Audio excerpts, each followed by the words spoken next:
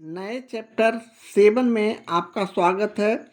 यहाँ हम लोग एक्सरसाइज 7.1 शुरू करने जा रहे हैं, जिसमें हम लोग बीजीय व्यंजकों का गुणनखंड बनाना सीखेंगे। तो यहाँ हम लोग टाइप 1 के अंतर्गत वस्तुनिष्ठ एवं लघु उत्तरीय प्रश्नों का सॉल्यूशन करेंगे। तो 1 to 6 प्रश्नों का हम लोग टाइप 1 के अंतर्गत वस्तुनिष्ठ एवं लघु उत्तरीय प्रश्नों के रूप में लेते हुए आगे सॉल्यूशन करते हैं। ये रहा एक्सरसाइज 7.1 का पहला प्रश्न। 7x और 21x स्क्वायर का सार गुणनखंड क्या होगा। इसमें से हमारे पास option A B C D के रूप में दिया हुआ है। तो चलें बारी बारी से 7x का सार गुणनखंड पहले लिखते हैं, यानी 7 गुने x इसे लिख सकते हैं। इसी तरह 21x स्क्वायर को हम लोग 21 का गुणनखंड करेंगे तो 3 से 3 सती 21, 7 से और 1, इस तरह हमारे पास रिजल्ट आता है। तो 3 गुने 7 गुने x 2 बार है तो x गुने x किए। अब यहाँ से हम लोग सार गुणनखंड लिख सकते हैं, इसलिए सार गुणनखंड इक्वल टू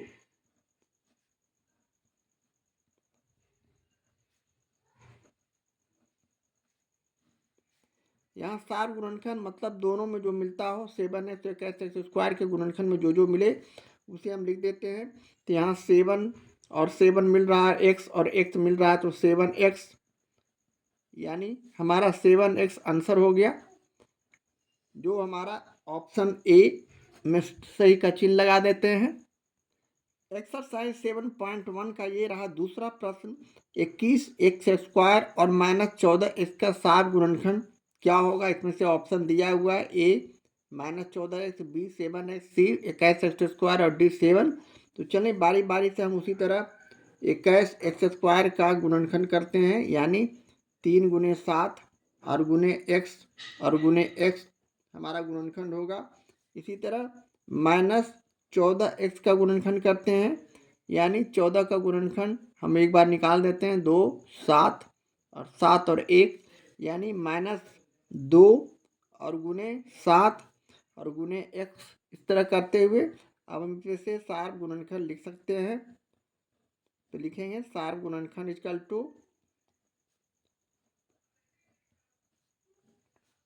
हमारा इसमें जो जो मिलता हो तो 7 मिल रहा है, इसके अलावा x मिल रहा है। तो यहाँ भी हमारे पास 7 गुने x यानी 7x हमारा आंसर हो गया, जो कि हमारा ऑप्शन बी है।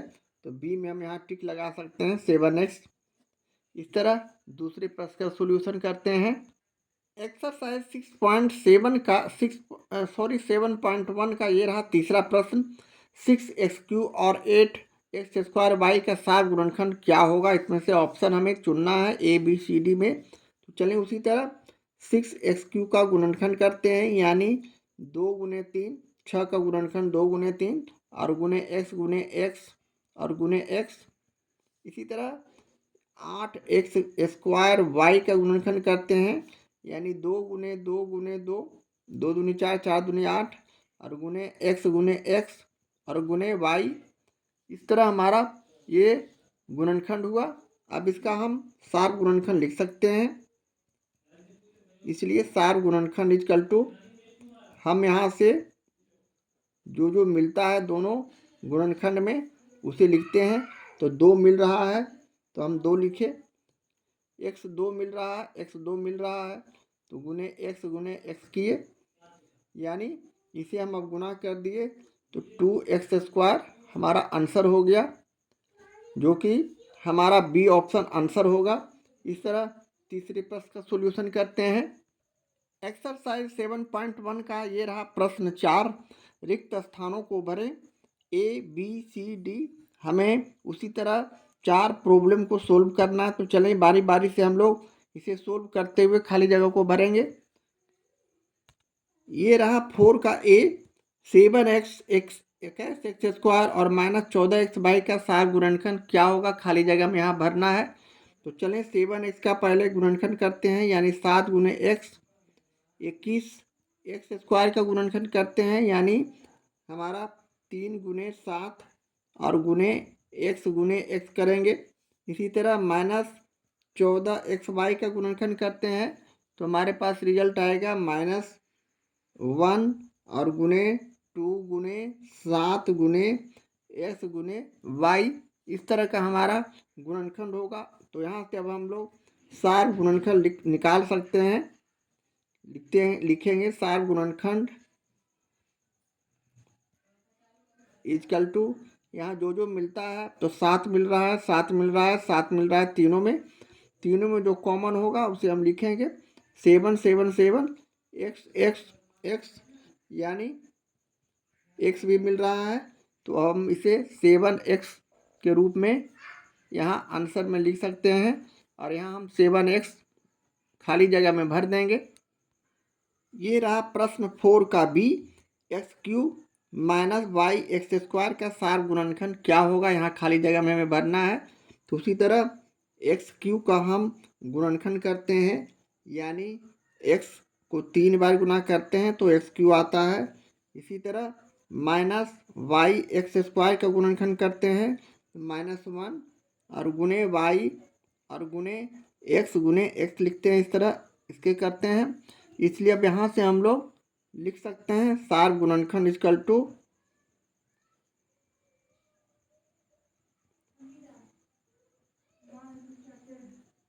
अब यहाँ हमें जो मिलता है 2x मिल रहा है, यानी x यहाँ भी x बाकी कोई नहीं मिल रहा है तो x गुने x कर देंगे और इससे गुना करेंगे तो एक्स स्क्वायर, और यही हमारा आंसर हो जाएगा। अब यहाँ हम एक्स स्क्वायर खाली जगह में भर देंगे।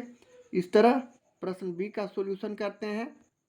प्रश्न 4 का ये रहा सी प्रश्न। 36a² b² c पर पावर 4, 54 a पर पावर 5 c², 90 a पर पावर 4 b² c² का सार गुणनखंड क्या होगा, यहाँ खाली जगह में हमें भरना है। तो यहाँ हम 36 का पहले 36a² b² और c पर पावर 4 का गुणनखंड करते हैं। तो 36 को हम पहले गुणनखंड करते हैं अंक को 2 से, 18 दूनी 36, 2 से 9 दूनी 18, पुनः 3 से, 3 तिहाई 9, 3 से तो 1। इसी तरह हम इसे लिखते हैं, यानी 2 गुने 2 और गुने 3 और गुने ए 2 बार है तो ए गुने ए किए। इसी तरह बी हमारे पास 2 बार है तो बी गुने बी किए। इसी तरह सी 4 बार है तो सी गुने सी किए, 4 बार इस तरह लिख दिए। इसी तरह आगे हम लोग 54 a पर पावर 5 और c² का गुणनखंड करते हैं। तो यहाँ भी हम लोग रफ वर्क में 54 का गुणनखंड करते हैं। उसी तरह 2 से लगाए 2 दूनी 4, 27 दूनी 54, पुनः 3 से लगाए 3 नंबर 27, 3 से लगाए 3 तिहाई 9, 3 से लगाए 1। इस तरह हमारे पास 2 गुने 3 इस तरह का गुणनखंड आया। ए 5 बार है तो ए को हमने 5 बार गुना किया, 1 2 3 4 5। इसी तरह सी 2 बार है तो सी गुने सी किया। इस तरह करने के बाद अब हमारा अगला डिजिट बीजीय व्यंजक 90 ए पर पावर 4 b² और c² का हम लोग गुणनखंड करते हैं। तो यहाँ भी हम लोग रफ वर्ग में 90 का गुणनखंड निकालते हैं पहले, यानी 2 से लगाए तो 45 दूनी 90, 2 चौक 8, 2 पचे 10। अब हम 3 से लगाएंगे 15 तिया 45, पुनः 3 से लगाए तो 5, 5 से लगाए तो 1। इस तरह का गुणनखंड हमारे पास आ रहा है।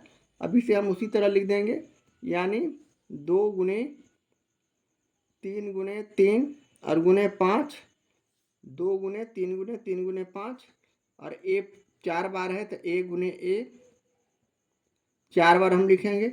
इसी तरह बी 2 बार है तो बी गुने बी करेंगे और सी भी 2 बार है सी गुने सी करेंगे। अब हम लोग यहाँ से सार गुणनखंड निकाल सकते हैं, लिख सकते हैं। इसलिए सार गुणनखंड इक्वल टू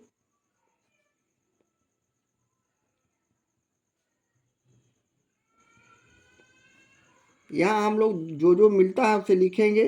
2 एक बार है, तीनों में 2 है एक बार, तो हम तीनों में 2 लिख देते हैं। इसी तरह 3 2 बार है, 3 इसमें भी 2 बार है, इसमें भी 2 बार है तो गुने 3 कर दिए। इसके बाद अब हमारे पास संख्या ए 2 बार है, ए यहाँ 2 बार है, इसमें भी ए 2 बार है, इसमें भी ए 2 बार है तो ए गुने ए कर दिए। इसी तरह बी हमारे पास नहीं है, कोई भी बी नहीं मिल रहा, इसमें बी है लेकिन इसमें नहीं है, इसमें है, तीनों में मिलना चाहिए, तीनों बीजीय व्यंजक में हमें मिलना चाहिए, वही अंक यहाँ साफ गुणनखंड में लिखाता है।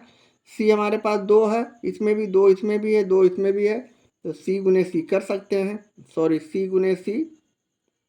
अब इसे हम गुना करके लिख दे सकते हैं, 3 तिहाई 9, 9 दूनी 18, ए स्क्वायर सी स्क्वायर, अरे ये आंसर हो गया, जिसे हम खाली जगह में यहाँ भर सकते हैं, 18 ए स्क्वायर सी स्क्वायर।